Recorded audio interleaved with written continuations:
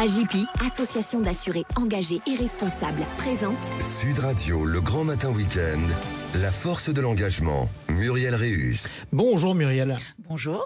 S'engager contre la traite des êtres humains, on va en parler avec votre invité Bérengère Couillard, qui nous fait le plaisir de revenir dans le studio de Sud Radio, ministre déléguée à l'égalité entre les femmes et les hommes et à la lutte contre les discriminations. Et cette thèse, évidemment, cette quête plutôt, vous tient à cœur, Muriel. Absolument. L'exploitation et la traite des êtres humains sont des phénomènes criminels. Forme moderne d'esclavage, ce trafic continue de sévir dans le monde entier, y compris en France. L'ONU et le Conseil de l'Europe ne cessent d'alerter. C'est une des activités criminelles les plus lucratives dans le monde, générant jusqu'à 150 milliards de dollars de profits par an. Le nombre de personnes recrutées et exploitées chaque année est estimé à 50 millions, dont 27 millions pour le travail forcé. Et ces chiffres sont certainement sous-évalués si l'on prend en compte la multiplication des réseaux d'exploitation et l'utilisation du numérique qui complique fondamentalement et forcément la détection des criminels et des victimes. Depuis la définition internationale de la traite par l'ONU en 2000, ce phénomène a pris de multiples formes. Proxénétisme et exploitation sexuelle, travail forcé, servitude domestique, exploitation de la mendicité, contrainte à commettre des crimes et des délits, trafic d'organes. Les victimes, souvent issues du milieu vulnérable, enfants mineurs non accompagnés, jeunes majeurs issus de l'aide sociale à l'enfance, personnes migrantes, personnes en situation de précarité sociale ou de handicap, toutes sont des proies faciles pour les réseaux criminels et parfois même pour leur entourage proche. En France, en 2022, selon la mission interministérielle pour la protection des femmes contre les violences et la lutte contre la traite des êtres humains, 4400 victimes d'une ou plusieurs formes d'exploitation ont été repérées par 72 associations. Seuls 39% des victimes accompagnées ont déposé plainte et sans surprise, les femmes sont à 96% les premières victimes de l'exploitation sexuelle. On observe aussi une hausse de 55% des cas de travail forcé, une augmentation de 33% des mises en cause, dont 92% sont des adultes et à 60% de nationalité française. Face à ces constats, 3 objectifs majeurs se dessinent. Améliorer la collecte et l'analyse de données pour créer un mécanisme national d'identification précoce, d'orientation et de protection des victimes. Renforcer les moyens d'enquête et d'intervention pour démanteler les réseaux et mieux sanctionner les auteurs. Sensibiliser la société à ces pratiques intolérables. La France a décidé de la création d'un observatoire national sur l'exploitation et la traite des êtres humains. Cette initiative est un pas important et c'est de cela et de bien d'autres sujets dont nous allons parler ce matin avec mon invité Bérengère Couillard, ministre chargée de l'égalité et de la lutte contre les discriminations. Eh bien, bienvenue à vous Bérengère Couillard, vous êtes l'invitée de Muriel Réus. Merci, bonjour. Madame la ministre, bonjour. Bonjour. Alors, vous avez présenté avec Olivier Dussopt, ministre du Travail, et Charlotte Cobel, secrétaire d'État en charge de l'enfance, un nouveau plan national qui va s'étendre jusqu'en 2027 sur la lutte contre l'exploitation et la traite des êtres humains. Alors, pourquoi 3 ministères impliqués? Est-ce que cette transversalité est garante d'efficacité? Alors déjà, je voudrais vous remercier d'en parler, parce que c'est pas des sujets qui font toujours les gros titres, et c'est important de pouvoir en parler. Donc merci d'informer vos auditeurs et de les sensibiliser sur la traite et l'exploitation des êtres humains. Oui, nous pensons que c'est important de travailler en interministérialité, c'est indispensable bien sûr. Bien sûr parce que, vous l'avez dit, ce phénomène est totalement sous-estimé. On a 4400 victimes qui ont été connues par les forces de l'ordre en 2022, c'est évidemment sous-estimé. Et ces formes de traite des êtres humains, elles sont diverses en tout cas. Il y a évidemment l'exploitation sexuelle, le travail forcé, l'exploitation domestique, et puis également la mendicité forcée. Donc on voit bien que c'est très large. Ce qui est important, c'est de pouvoir faire en sorte que les acteurs puissent être mieux coordonnés.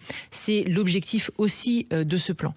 Et donc nous souhaitons mettre en place cet observatoire national qui est demandé par les associations depuis très longtemps maintenant et donc qui vient vraiment se mettre concrètement en place à partir de 2025. Donc c'est 30 associations avec lesquelles on a travaillé et on voit bien que c'était une attente très forte depuis de nombreuses années et c'est bien que ça puisse se concrétiser. Alors, ce plan, c'est important qu'il puisse se mettre en place et donc cet observatoire va nous permettre justement de coordonner les acteurs et de mieux les former et mieux détecter aussi les victimes pour pouvoir après mieux les accompagner. Alors la détection des victimes, c'est possible quand même dans un pays où finalement, quand on transforme souvent les victimes en statistiques. Alors comment va-t-on mieux repérer des victimes? Comment va-t-on arriver à mieux les identifier et surtout les repérer peut-être de façon un peu plus individuelle? C'est possible ça? Oui, c'est possible parce qu'en fait, il faut justement qu'on travaille davantage les statistiques. Aujourd'hui, on a peu d'éléments chiffrés. C'est pour ça qu'on s'appuie simplement sur les victimes qui se sont révélées. Et donc, nous souhaitons, avec cet observatoire national, pouvoir justement travailler à la statistique pour pouvoir faire remonter les données. Et ces données, après, vont nous permettre de mieux cibler nos actions. Et puis, avec justement la formation des acteurs, ça va permettre de mieux reconnaître les victimes, mieux les sensibiliser les acteurs. C'est aussi mieux accompagner et permettre la sortie, justement, de ces situations de traite pour un certain nombre de victimes. Donc, c'est en effet un meilleur repérage. Et puis après, un meilleur accompagnement. Cet accompagnement, il peut être évidemment en termes de santé, mais aussi social, juridique, administratif, pour justement sortir ces personnes de la mendicité forcée, de l'exploitation sexuelle ou encore du travail forcé. Oui, des situations intolérables dans lesquelles elles se trouvent. Exactement. Depuis 2016, on assiste à une hausse de plus de 48% des condamnations pour ces délits de traite et d'exploitation. Est-ce que ça signifie qu'on est mieux organisé pour lutter contre ces fléaux? Est-ce que ça signifie aussi que les condamnations sont plus fortes? Alors, ça concerne particulièrement l'exploitation sexuelle, la loi de 2016, qui prévoit notamment de sanctionner celui qui achète une activité sexuelle. Aujourd'hui, on agit davantage, en effet, et on a de plus en plus de personnes qui sont condamnées. Donc ça, c'est déjà une très bonne chose parce que c'était quelque chose qui n'existait pas jusqu'alors et c'était plutôt d'aller sanctionner celles qui étaient exploitées sexuellement. Donc on a inversé, en tous les cas, la responsabilité. C'est important aussi, et ça, c'est une avancée importante de la loi de 2016. On va notamment aussi, parce que c'est une préoccupation que nous avons, l'exploitation sexuelle et la prostitution, donc lutter contre le système prostitutionnel. On va annoncer avec Charlotte Cobel fin janvier, début février, grand max, mais c'est normalement avant fin janvier, notamment une première stratégie de lutte contre le système prostitutionnel pour agir bien sûr sur la traite aux êtres humains, mais pas que, parce qu'aujourd'hui, vous l'avez d'ailleurs dit tout à l'heure, on a de nouvelles formes aussi d'exploitation sexuelle via le numérique. Et ça, c'est important donc d'agir. Et puis, nous sommes particulièrement alertés. Là, je vous parle pour toute traite des êtres humains, on a 16% de mineurs. Et les mineurs ne sont pas épargnés de l'exploitation sexuelle et c'est même en recrudescence. Et donc, nous souhaitons agir vraiment avec fermeté sur cette question. C'est pour ça que Charlotte Cobel et moi-même, on annoncera des mesures fortes, notamment pour compléter la loi de 2016 et faire en sorte qu'elle soit mieux appliquée, mais aussi avoir de l'accompagnement plus important notamment des mineurs, parce qu'en fait, notamment, ça touche beaucoup de publics qui sont à l'aide sociale à l'enfance et l'aide sociale à l'enfance ne peut pas faire toute seule. Et donc, il faut que nous puissions l'accompagner avec des dispositifs qui soient dédiés. Sur cette exploitation sexuelle, il y a aussi tout ce qui se passe au niveau de la pornocriminalité. Est-ce que dans le plan, il y a aussi cette dimension-là? On a vu les derniers rapports du HCE sur ce sujet, qui sont assez terrifiants, notamment aussi sur la consommation de la pornocriminalité, du porno par les mineurs. Est-ce que dans le plan, il y a aussi cet axe-là qui va être traité, c'est-à-dire cette pornographie, cette exploitation sexuelle exploitée sur les réseaux sociaux et notamment au cœur de la pornographie? En fait, c'est un autre sujet. C'est un autre sujet, mais il faut traiter le mal à la racine. Et en fait, il y a un lien clair entre la pornographie et la prostitution. Mais par contre, le plan sera dédié, la stratégie sera dédiée à la prostitution. Par contre, évidemment, il y a un travail à mener et ce travail, il est en train de se dérouler avec le groupe de travail interministériel que j'ai lancé depuis maintenant plusieurs semaines et qui va se dérouler sur 6 mois, qui vise notamment 3 objectifs. Le premier, c'est de retirer les contenus qui s'apparentent à de la torture et actes de barbarie, faire en sorte aussi de permettre un droit à l'oubli pour la femme qui souhaite faire effacer ces vidéos, et puis le respect du droit du travail, non pas que je sois une fervente de cette activité comme un travail, mais on doit simplement signifier et faire appliquer le fait qu'il n'y a pas de torture et acte de barbarie dans un contrat de travail, et donc ça doit être la même chose aussi dans la pornographie. Alors ces actions sont très importantes, en tout cas ces mesures de contrainte que vous allez prendre sont très importantes. Sur ce plan dont on vient de parler, ce nouveau plan, qui est l'aboutissement d'une prise de conscience sur l'exploitation sexuelle et la traite des êtres humains, il y a une volonté d'agir. Est-ce que il va être possible, est-ce que vous allez pouvoir mettre en place des marqueurs qui seront dans votre ministère et peut-être aussi dans les autres ministères pour vérifier et valider les avancements de ce plan? Alors bien sûr, parce que déjà, on s'est engagé sur des dates. En 2025, on aura déployé notamment une formation pluridisciplinaire, parce que c'est important, je vous disais, de sensibiliser, de former les acteurs qui sont en contact notamment avec des victimes de la traite et de l'exploitation des êtres humains. On a aussi la volonté de déployer cet observatoire national qui va nous permettre de travailler sur les statistiques et également donc de mettre en coordination les acteurs. Et puis, nous nous sommes engagés également à mettre en place une campagne de sensibilisation et de communication. Donc ça, c'est institutionnel. Et puis après, on va avoir un travail effectif aussi de sensibilisation, notamment dans les lieux qui sont visités par ces victimes. Je pense notamment à toutes ces associations qui accompagnent les victimes de traite.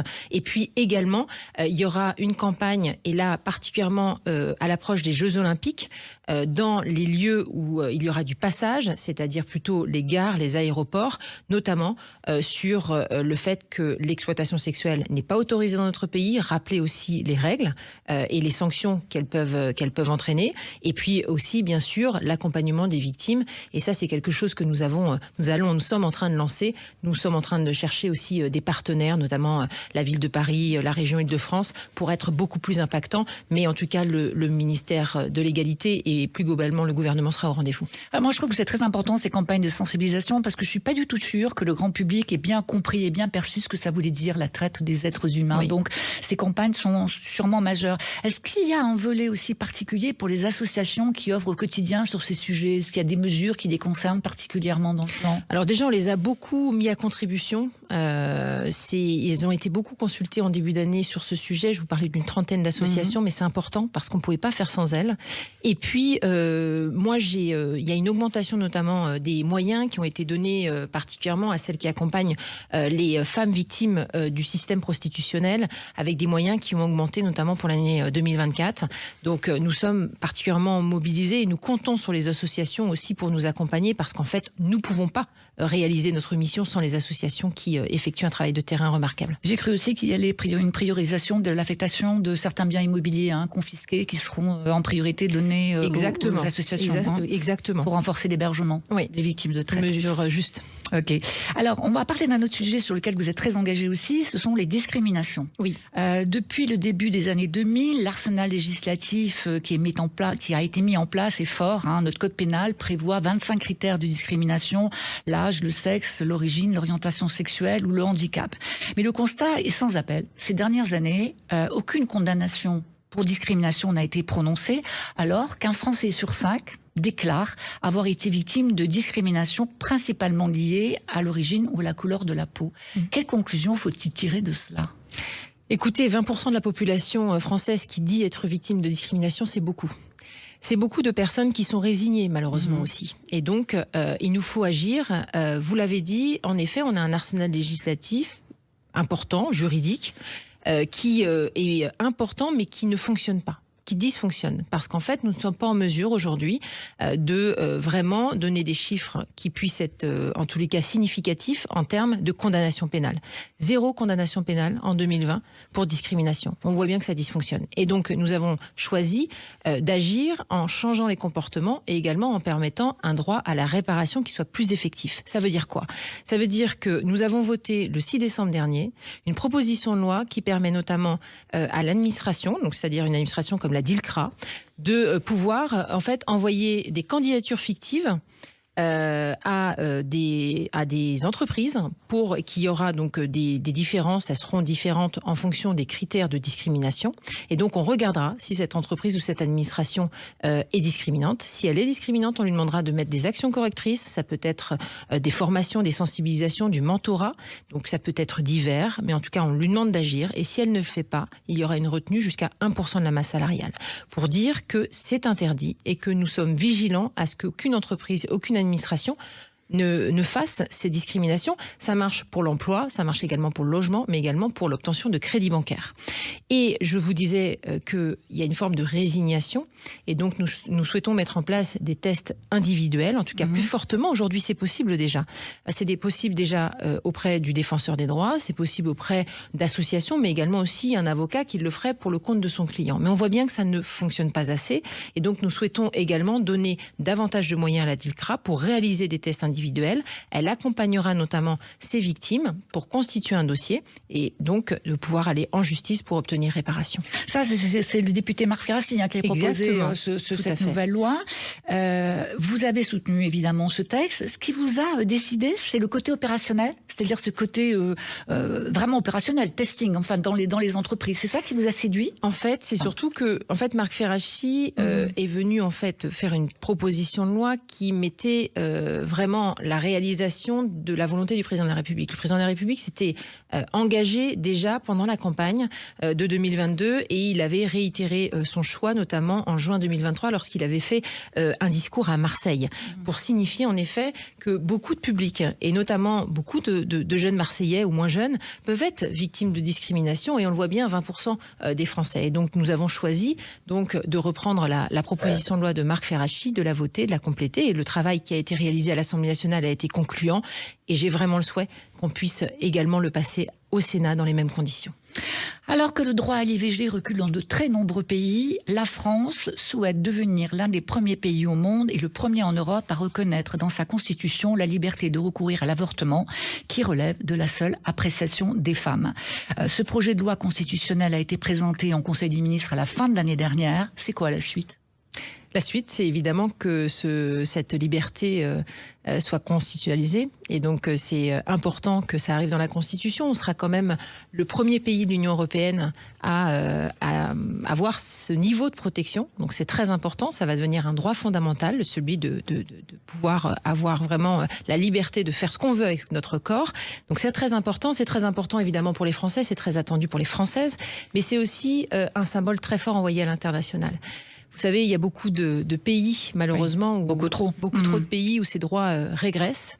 Et donc, nous souhaitons aussi, dans le cadre de notre diplomatie féministe, faire passer ce message. Mais c'est pas qu'une loi, en tout cas, c'est pas qu'un événement symbolique. C'est aussi quelque chose qui va venir renforcer la loi que nous avons nous-mêmes renforcée en 2022. Cette loi qui permet aujourd'hui d'avorter jusqu'à 14 semaines au lieu de 12 semaines, mais pas que. Cette loi, elle permet aussi notamment aux sages-femmes de pouvoir, depuis dimanche, donc réaliser les IVG chirurgicales partout en France, et donc ça, c'est une excellente nouvelle. Oui, c'est dont je voulais vous en parler d'ailleurs, parce qu'en France, pour nos auditeurs, on pratique deux types d'IVG, l'IVG médicamenteuse et l'IVG instrumentale. Et ce décret va permettre maintenant, pendant jusqu'à 14 semaines de grossesse, aux sages-femmes de pratiquer en milieu hospitalier, comme les médecins, ces IVG instrumentales. Vous étiez d'ailleurs, il y a quelque temps, dans un centre d'expérimentation à l'hôpital de la Pitié-Salpêtrière. Exactement. Les sages-femmes sont contentes, sont heureuses de pouvoir accomplir ces gestes ? Alors très heureuse, et surtout en fait les professionnels de la Pitié-Salpêtrière ont été à l'expérimentation, c'est-à-dire qu'ils ont été les premiers à expérimenter cela, et donc du coup il y avait un retour d'expérience extrêmement important, et donc j'ai pu échanger une bonne heure avec eux, et ils m'ont fait part notamment de leur attente qui était très forte. Et donc nous étions engagés, c'était la semaine dernière, engagés avant la fin de la semaine, donc que cette expérimentation puisse être généralisée. Donc c'est le cas. Donc évidemment c'est une très bonne nouvelle. C'est une très bonne nouvelle parce que ça va nous permettre, notamment dans des territoires qui peuvent être en tension, en termes notamment de praticiens, de pouvoir avoir un plus grand nombre de praticiens, et donc de permettre des IVG dans des territoires qui sont dépourvus de praticiens. Et c'est important parce que, vous savez, la difficulté, elle n'est pas que dans les territoires ruraux, elle peut être aussi dans des territoires plus urbains, où en fait on pense qu'il y a une offre qui est importante, et en fait on peut avoir, et c'est la liberté qui est laissée évidemment aux médecins, de ne pas avoir de médecins qui acceptent de faire ces actes. Et donc là, les sages-femmes sont évidemment formées et sont ravies vraiment de le faire. liberté à elles, évidemment, de le faire ou de ne pas le faire. Mais bien sûr, toutes celles que j'ai pu rencontrer sont ravies et je suis vraiment très heureuse que ça puisse avoir lieu maintenant sur l'ensemble du pays. Eh bien, Madame la Ministre, on va terminer sur cette bonne nouvelle pour toutes les femmes. Merci pour cette conversation et à très bientôt. À bientôt. Et je rappelle que vous êtes ministre en charge de l'égalité entre les femmes et les hommes et de la lutte contre les discriminations. Merci à vous, Muriel. On vous retrouve dimanche prochain. Merci. Sud Radio, le grand matin week-end, la force de l'engagement, Muriel Réus. Avec AJP, association d'assurés engagés et responsables.